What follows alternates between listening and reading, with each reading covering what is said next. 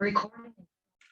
Hello everyone. In today's episode, I'm joined with Samuel, and Samuel has autism, and it's from Wales, and it's going to be a really interesting conversation today because so Samuel is a filmmaker, and we spoke about that a little bit beforehand. So Samuel, it's going to be a really nice conversation today. Hello there, Mason, and everyone watching at home. I'm Samuel Turner.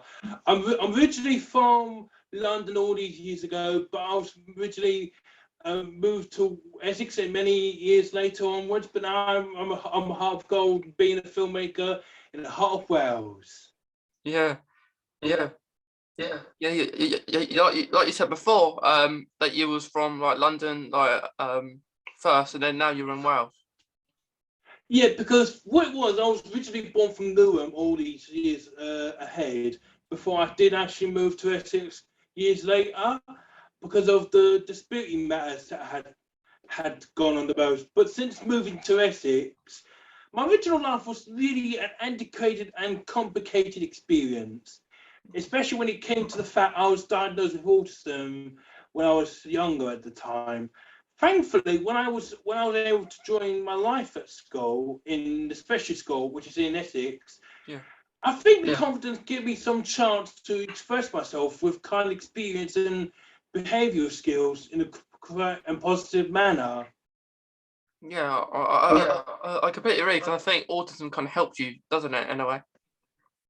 Yeah, it can do. It can develop your challenge, and shows you how great, unique persons with autism shows how their way of showing people the way they do their own personal talents in their own personal ways. Yeah, because I don't know about you, Sam, but the thing I like about autism is that everyone has different and has their own way about doing things. Yeah, that's exactly right. Take, for instance, like the film Rain Man. You get the idea from Raymond Babbitt, played by Dustin Hoffman. He's got his own personal way of expressing himself throughout his autism. So you could get the image of that when everyone's got spare confidence to believe it. I think there's, like, nowadays, isn't there? There's so many different films relating around autism, which I think's really good. Yeah, I think I haven't seen most of them, but I know most films for autism. It's not just a bonus, but it's a great bonus on beyond humans' beliefs or what they seem to believe in autism. Yeah. Because I think it's helpful when you see other people talking about their autism journeys, and then I suppose you feel more comfortable to talk about yours. Yeah, exactly true. Even though I was already a filmmaker when I was 11 years old, I did get the confidence to create inspiring shorts, such as When Everest Begins for Zebra, which is a charity short film, and Cerebus is an organised charity based in Carmarthenshire, Wales. And this film's based about my life helping the charity from 2017 onwards until I've left my work placement as a staff volunteer in 2021. Yeah, of course. Like being a filmmaker, Samuel, can you tell us like a little bit about that? Like why you do it, I suppose. Well, as I mentioned to the ITV Wales broadcasters lately at home in Wales at this particular time in 2020, I didn't want to just create films and publish it or anything in social media and so forth in the society to look at, thinking why am I just sharing this story for anything that for obvious reasons, but I want to get my message across to other very important amounts of people to realise that not many one that can't do things in reality, but they can do things at the same time. But this experience of me being a filmmaker is a great bonus because it represents how autistic people can do certain things in society. Yeah, I think it's great because I haven't really met anyone, Samuel, who is a filmmaker and has autism as well. So I think it's really interesting. And like I saw like beforehand, I saw you read that you've been to you've been on ITV like news. Could you maybe explain or tell us a little bit about that experience, like going on the telly, maybe? Being on television alongside ITV Wales is a bonus experience. It represents everyone's message across in regard to autism, not just for myself, obviously, but for anyone who's living with autism around Wales can finally understand the pride of what they were representing in their personal minds, which they had probably expressing for themselves. And that time when the pandemic did broke out, the first time I was participating as a news practitioner and to be interviewed for the news was when the pandemic broke out in 2020 in the spring. Yeah. And therefore, what I did was I want to share my experience with ITV about my latest talents, about how they could do their certain things in reality, as I said just now, but want to do things as there's a light at the end of the tunnel for most people with strengths or beyond their abilities. And then since then, since I've been on ITV Wales, so I was actually one of the main persons to reach the one of the 6 nominee highlighted list to become the nominee of the 2020 ITV Cymru Wales Pride of Britain Awards. Oh yeah. I saw about that. Like I read that you was in like you got the award for I think fundraising. I think it was, wasn't it, Samuel? Yeah, that's right. Basically, a long story short, I could cut it short if you wish. It's basically because what I did was I used to work, whenever I was saying about the charity Cerebra, basically what I did was I raised roughly £1,000 for helping children with brain conditions, because that's what the charity does, Cerebra do. And they support children with brain conditions. And when the pandemic broke out, I want to try my best to raise the awareness for the Society of Wales that if those can't get the support during these sad and strange times for the pandemic, then I fear that charity could suffer in the future for the latest figures of those coronavirus outlets out there, if I could say it correctly, if I could say the most. Yeah. But like, what was your like thoughts about getting that the fundraising? Like how did that all come about in the first place? Like, you could explain a bit about that. Well, when the first time I first achieved that lovely bonus trophy from the ITV Cymru Wales former presenter, Tamina Allen, I was originally speechless but proud at the same time that I'd done my progress on the spotlight, because many people nominated me for being the best achiever, for being a special star of the magic appearance. Yeah. I did remember doing a special thank you message on my social media page, which is YouTube, of course, to saying my thankful regards, because most days people with kind manners never cost anything. And if you wanted to thank someone for being that winner, which I am always happy to be today, even though my trophy is still standing in my home today, I could have thought if I'd done nothing about it, I would have feel sorry for myself because of how people were suffering from the pandemic. Yeah, it's been a really tough time, hasn't it? These last few years. Yeah, it has been. Yeah. Yeah.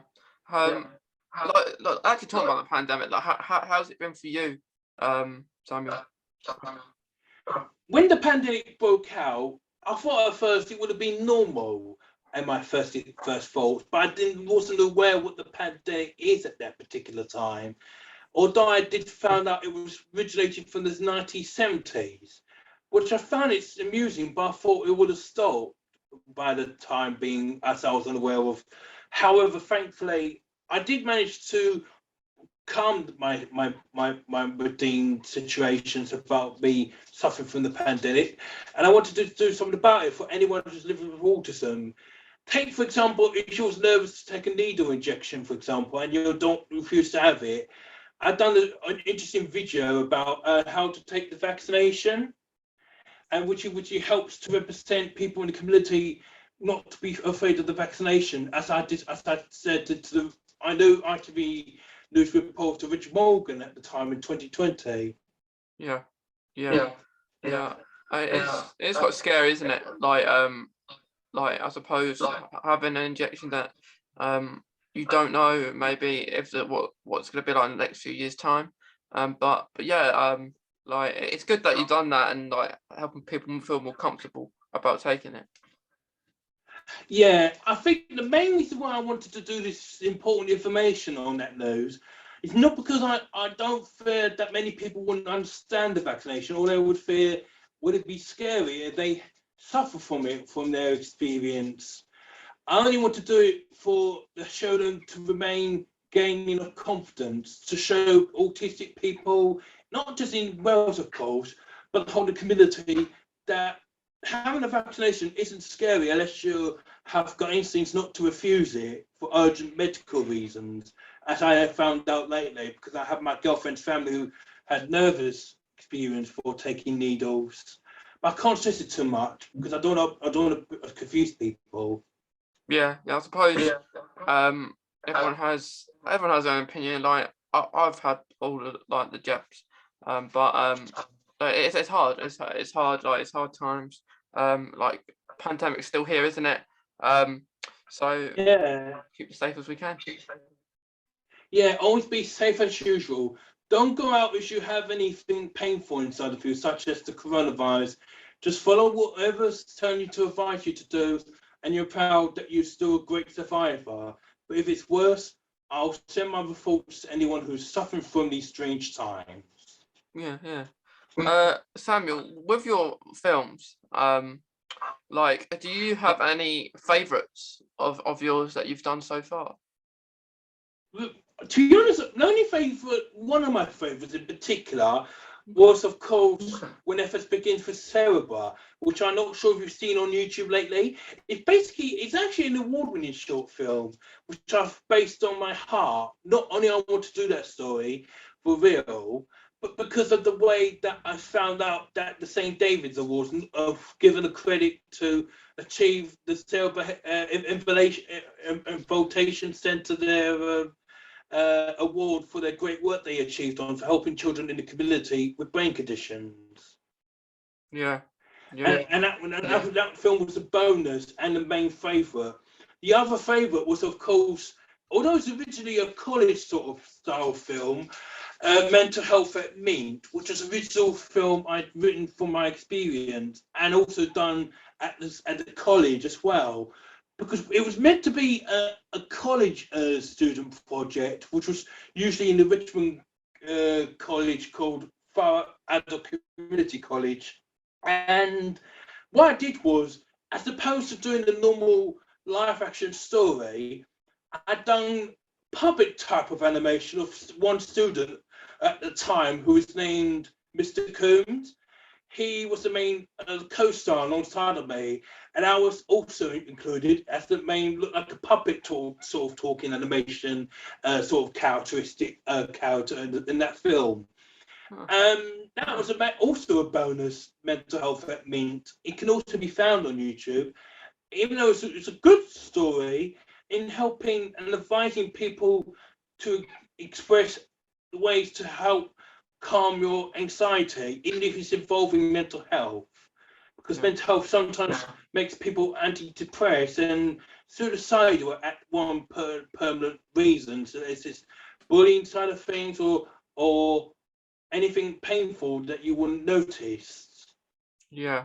I think it's really important, like what you're saying about like mental health and anxiety, because well, I think with being autistic and have autism as well, those autism, like with anxiety, it's really it's hard to speak about anxiety, because Exactly. it's not something everyone understands. Yeah, that's exactly true. Many people with mental health wouldn't understand the way they can reduce their reasons to express their feelings out.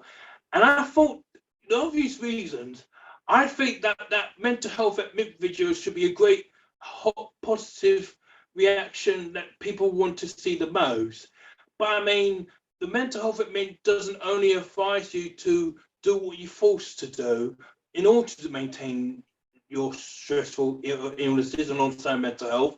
It encourages you to engage the entertainment and banter from the video I've made from mental health at Mint. So the more you can understand mental health, the more fun that you can see the video in the humorous side of ways of reacting to this video I made, which was obviously on behalf of the charities. No, forgive me, on behalf of the Fire Adult Community College. Yeah, of course. And is the mental health the one you did, is that like a pretty recent one? Pretty new one? It wasn't the previous one. It was created in 2018. Oh, That was at the time when at first I was originally a college student at mental health at Mint, which is known as a Mint student, which was a youth we called ourselves at the time. Before that, college closed many years ago in 2020, because of obvious reasons, either they moved or wherever so forth. I don't know, but I think what we did was at that time at that college, we done a student project about mental health and how to show people the way they could reduce their mental anxiety problems. Yeah. And I was also the one, because I've made videos in the past before, wanted to take in the responsibility to create a special video with green screen settings for the characters, for example. I did all that student project myself. I've done the editing, the graphics, and all the designs, including except the video of Angel, who's obviously my friend of mine, screaming in the background. She was screaming at the background, but I was taken many years ago before I joined that college. So I've done all those positions for the video. And when I replayed that back, it was looked like it's an actual video, which sounds amazing to me when I looked it back. Although those minor age changes to the mental health video, it turned out well at the end. And Nikki Chapman was impressed that nothing wasn't affecting the project of the video whatsoever throughout the entire receiving from the video. And I was even the director of this video, believe it or not, even though it was a college video, as I said.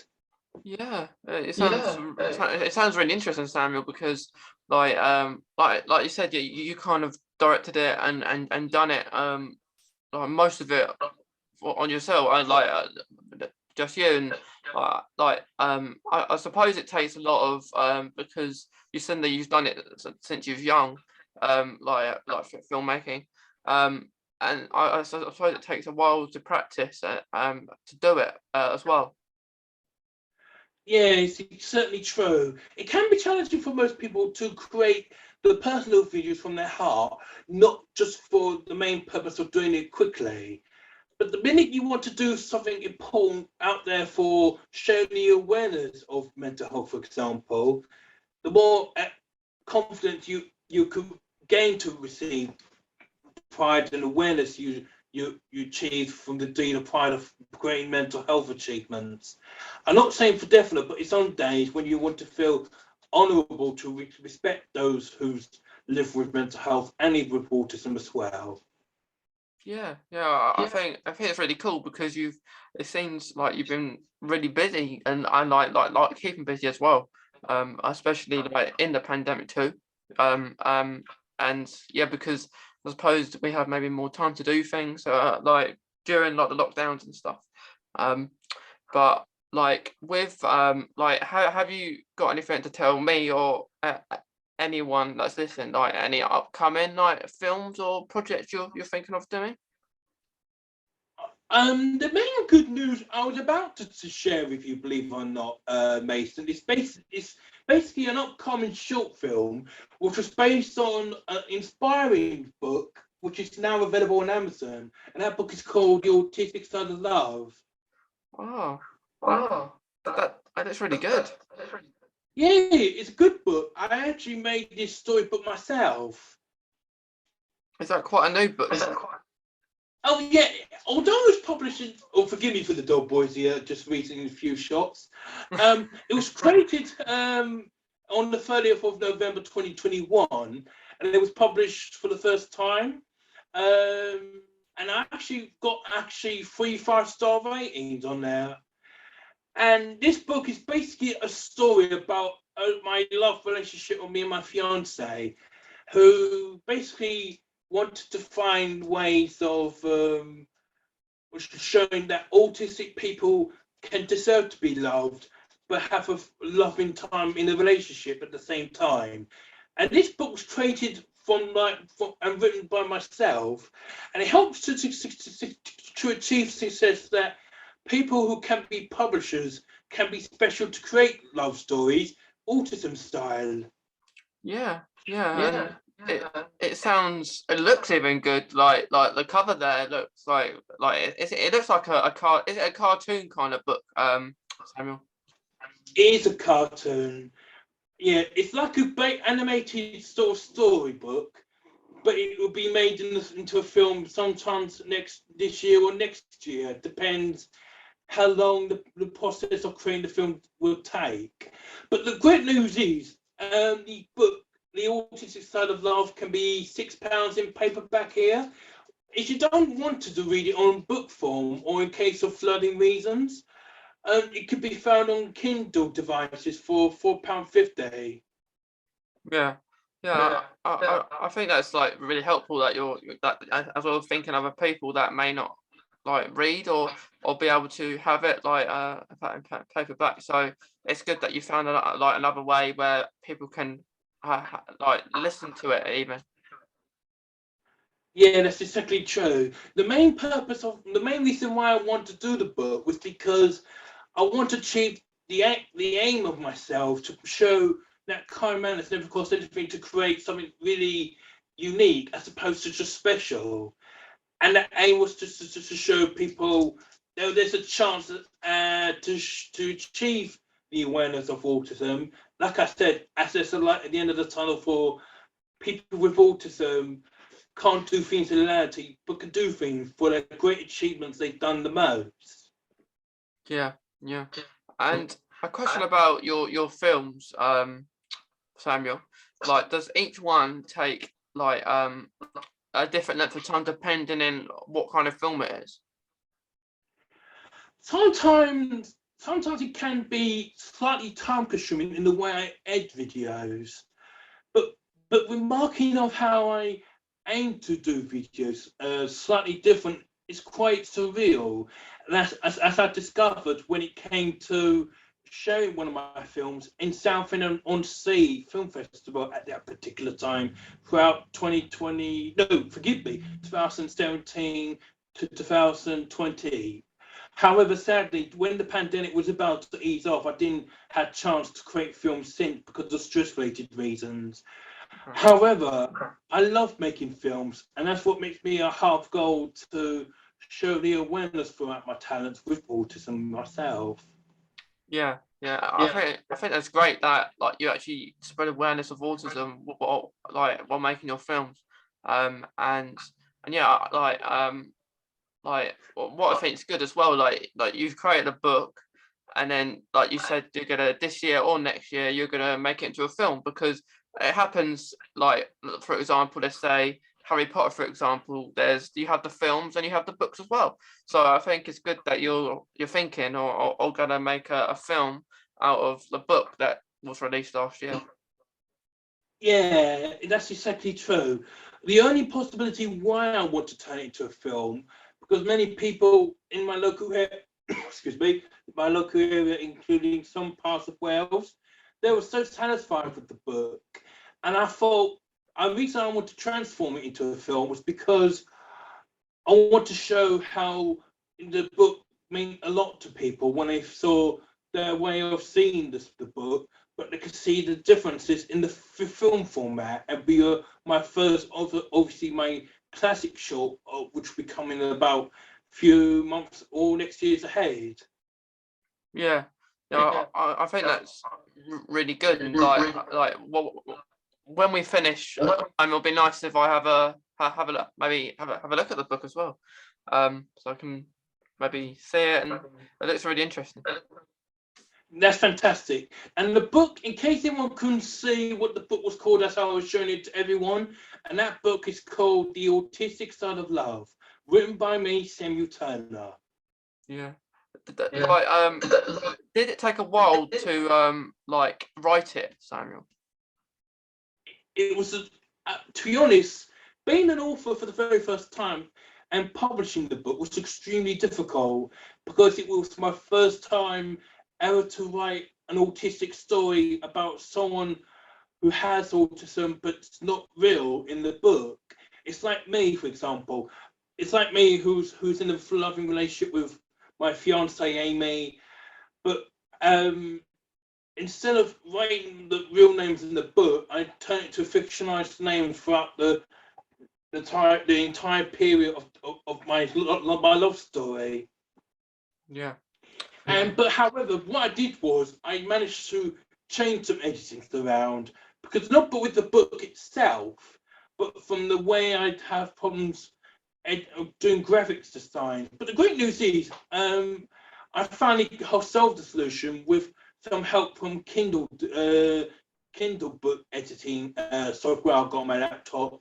So if anyone wants to make a book, if they have autism, there's no giving up on confidence to write something of your own feelings, not just the autistic side of love, but for your own personal stories you have in mind that can share the awareness that you can achieve something out of it, not money, but the bonus ahead of you and your families. Yeah, I think that's really good. Like hearing about your book, hearing about your journey, being autism and a filmmaker, going ITV, and the pride of like winning an award for all your really good hard work, Simon. Thank you, Mason. Yeah. Most importantly, it doesn't matter what awareness you could achieve on. What matters, you can build your strength to believe what you're achieving for. And the more kind manners you have, the more feedbacks of positive comes your way, and you'll be happy with it afterwards. Yeah, I think that's some really good advice, Samuel, and it's been really nice speaking to you today. I know we were both nervous before, but I think it went really well. Thank you so much indeed, Mason, for inviting me to this lovely podcast. Yeah, it's been really interesting. That's fine. But the most important thing is, Mason, we hope you have a splendid time looking out for people with Crohn's disorders and other various reasons. Yeah. Thank you, Samuel, because I was speaking about books. I was actually I haven't got a book. I've got like when I was younger, I had this on. It's called it's a kind of a comic quiz thing, where people find it in hospitals about my Crohn's, so they can fill it out, and it's pretty old now. But yeah, I haven't got my own book or anything, but I find it really interesting to hear about your book and other people's. I think it's really nice to hear. Oh, that's all right then, Mason. To be honest with you, I do have Crohn's disorders in the past, but thankfully I haven't got it anymore because I have been to the doctor lately about it. And according to the records and analysis from private bits, I can't stress on too much on social media, I was in the clear. Yeah. So thankfully, I'm a good survivor as always. Yeah, the thing about Crohn's is, Samuel, there's no cure. So it's like autism, I suppose. They're two separate different things. But I hear other people that come on the podcast and they say like with autism, it can be some people with autism have some chronic pain and stuff like that. But with Crohn's, I think with any diagnosis, it's hard you have to learn it yourself, don't you? Kind of at the start, and then you raise awareness of it. It's actually true. At the time I was suffering from that condition, if I could say correctly, I couldn't resist sitting there too longer. I had to go to the loo every single occasion, 24/7. So when it came to school period, I was actually cornered by my sixth form tutor once because of the way I was in the loo desperately that faster. Even though I was asked already, I think they said no, but I had to go immediately because of that other private reasons, the Crohn's. Well, so what was the reason? Because like was you diagnosed with anything? At the time, I thought I was even with autism and ADHD, but even though I was unaware what Crohn does until something came into me, and I wasn't sure if it's involving my eating skills or so forth. But I soon realised I found out I could possibly might have Crohn's disorders because of the way I keep going to the loo 24/7. Yeah. And what happened like in the end? Well, for obvious reasons, anytime I was desperate for a loo, I had to go there really faster. I had to walk upstairs, go to the loo, and take my time doing what I'm doing. I can't say too much because I don't want to make people uncomfortable, especially when they're waiting for something important for dinner, for example. Yeah. So yeah. Well, it's yeah. I know what you mean. But Samuel, but yeah, it's really interesting to hear that because like with autism, uh, that people can have chronic illness and pain, and so it is really interesting. Like maybe we can have a chat about that another time. Yeah, that's exactly right. That's fine. No worries, Mason. Thank you so much for offering me.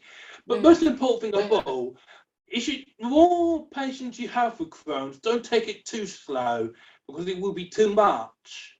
The more you try and drink a lot of water and other fluids, it can sometimes ease the pain from that painful condition.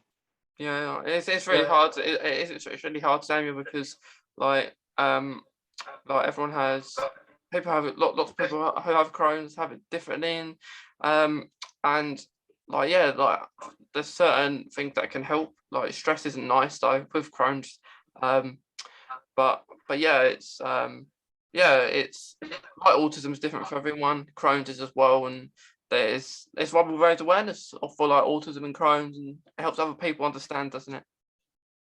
Yeah, it's actually true, Mason. But most importantly, don't take the Crohn's too seriously. Take the plunge and always focus on reality as you would yourself as usual. Because the longer you keep worrying about the Crohn's, the more it comes back again. And that's my advice to everyone watching at home. Yeah, I think though you do like if you think something's up, it's very important to get checked though, Samuel. Do you think? Yeah, it's certainly true. If you think that the Crohn's or also IBS may be affecting you on the most, always rely on your doctor as and when you want it urgently, because you can't rely on anything painful inside of you that could be serious as well. For example, cancer, take that as an example. Because the longer the Crohn's would affect, the more it turns to colon, and the colon's a sign of painful things to suffer with, cancer. Yeah, I think that's ulcerative colitis that affects more of the colon, which is part of IBD, and IBS is and IBD get mixed up as well. So they have similar things, but they're different as well. But yeah, it's all it can be all very complicated. Yeah, that's true. Anyway, Mason, most importantly of all, you've been a fantastic host.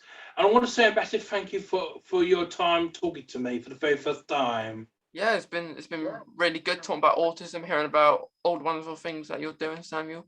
Thank you. Thank you very much, and hope to see you in the future soon. I hope so. Thank you, Samuel. Mate, thank you, Mason. Be safe. Be Thank you, safe. everyone watching at home. Thank you. Bye. Bye.